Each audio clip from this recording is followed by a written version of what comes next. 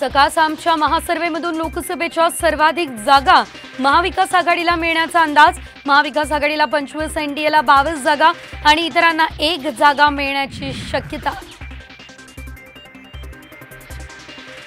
वसंत मोरे यांची मनसेला सोडचिठ्ठी, वरिष्ठांकडून माझ्या विरोधात गलिच्छ राजकारण।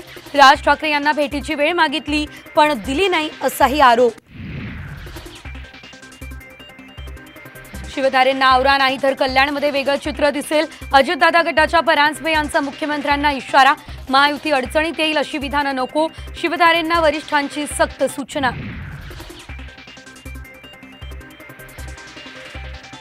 पियुष गोयल यांची मुंबईमधून उमेदवारी फिक्स। साम टीव्हीला सूत्रांची मोठी माहिती। लोकसभेचं तिकीट मिळू नये यासाठी प्रयत्नशील। सुधीर मुनगंटीवार यांचा लोकसभा लढवण्यास नकार।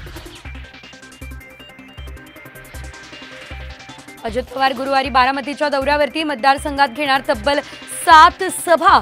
एका सभेत सुनेत्रा पवार यांची उमेदवारी घोषित होण्याची दाट शक्यता।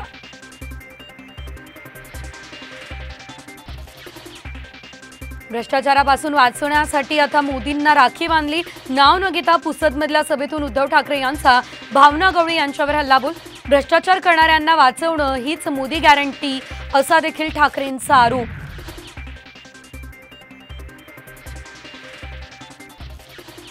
वेळ पडल्यास लोकसभेसाठी 2000 उमेदवार उभे करण्याची तयारी।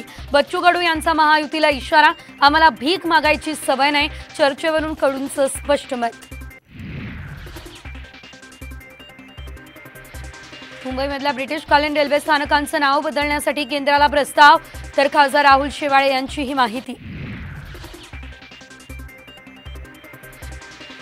मोदी सरकारकडून आदिवासी आणि दलितांवर अन्याय, राहुल गांधी यांचा हल्लाबोल।